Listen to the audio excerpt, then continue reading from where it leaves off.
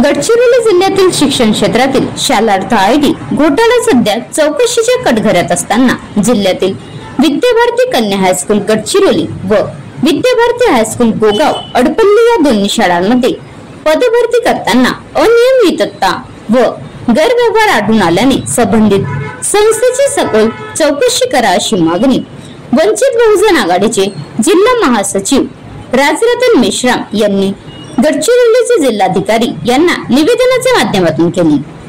गडचिरोली जिल्ह्यातील नामांकित संस्थेने एका महिलेला सहाय्यक शिक्षकेच्या पदाची नियुक्ती देण्यात आली। त्या सदर पदभरती मुलाखतीकरिता 2 आदिवासी उमेदवार शैक्षणिक अर्हता प्राप्त करून सुद्धा त्यांना डावलून सदरची पदभरती ओबीसी प्रवर्गातून करण्यात आली। दुसऱ्या प्रकरणात सेवा ज्येष्ठतेनुसार विद्याभारती हायस्कूल गोगाव यांची मुख्याध्यापक पदावर केलेली पदोन्नती त्या संस्थेत कार्यरत शिक्षकांनी केलेल्या तक्रारीनुसार शिक्षणाधिकारी यांनी रद्द केल्यानंतर संस्थेने नागपूर उच्च न्यायालयाच्या खंडपीठात याचिका दाखल केली। मात्र 18 डिसेंबर 2024 ला सदर याचिका नागपूर खंडपीठाने खारिज केली। त्याचबरोबर शिक्षण उपसंचालक नागपूर यांनी वंदना राजू मुलघाटे या व प्रतिभा नागोराव रामटेके यांची अवैधरित्या केलेली पदोन्नती रद्द करण्याचे स्पष्ट आदेश माध्यमिक शिक्षण अधिकारी गडचिरोली यांना देऊनही सदर आदेशाला संबंधित विभागाकडून केराची टोपली दाखविण्यात आल्याचे दिसून येते।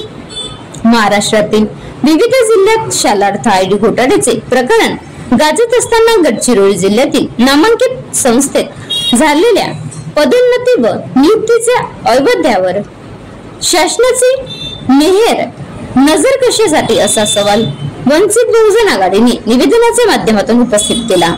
या प्रकरणाचे निवेदन जिल्हाधिकारी गडचिरोली, मुख्य कार्यपालन अधिकारी गडचिरोली व जिल्हा शिक्षण अधिकारी गडचिरोली यांना सादर करण्यात आले। Maharashtra live news reporter Umesh Gajalpindiwar, taluka प्रतिनिधी गडचिरोली। नमस्कार, मी प्रज्ञा निमगडे, वंचित बहुजन महिला आघाडी जिल्हाध्यक्ष। गडचिरोली जिल्ह्यातील शिक्षण क्षेत्रातील शालार्थ आयडी घोटाळा सध्या चौकशीच्या कचाट्यामध्ये असताना जिल्ह्यातील नामांकित अशा दंडकारण्य शैक्षणिक व सांस्कृतिक विकास संशोधन संस्था गडचिरोली द्वारा संचालित विद्याभारती कन्या हायस्कूल गडचिरोली व विद्याभारती हायस्कूल गोगाव या दोन्ही संस्थांमध्ये पदभरती करताना अनियमितता व गैरव्यवहार आढळून आल्याने संबंधित संस्थेची सखोल चौकशी करून योग्य ती कारवाई करावी अशी मागणी वंचित बहुजन आघाडी जिल्हा गडचिरोलीच्या वतीने जिल्हाधिकारी, शिक्षण अधिकारी आणि जिल्हा परिषद सीओ यांना निवेदनाच्या माध्यमातून करण्यात आली। आता गाडीवर मोबाईल नंबर नाही तर इमर्जन्सी QR कोड वापरा, जे तुम्हाला अडचणीच्या वेळी साथ देईल। बनवा व्हिडिओ, पाठवा व्हिडिओ, आम्ही तुमच्या न्याय हक्कासाठी लढा देऊ। ताज्या बातम्या व घडामोडींसाठी पाहत राहा फक्त महाराष्ट्र लाईव्ह न्यूज।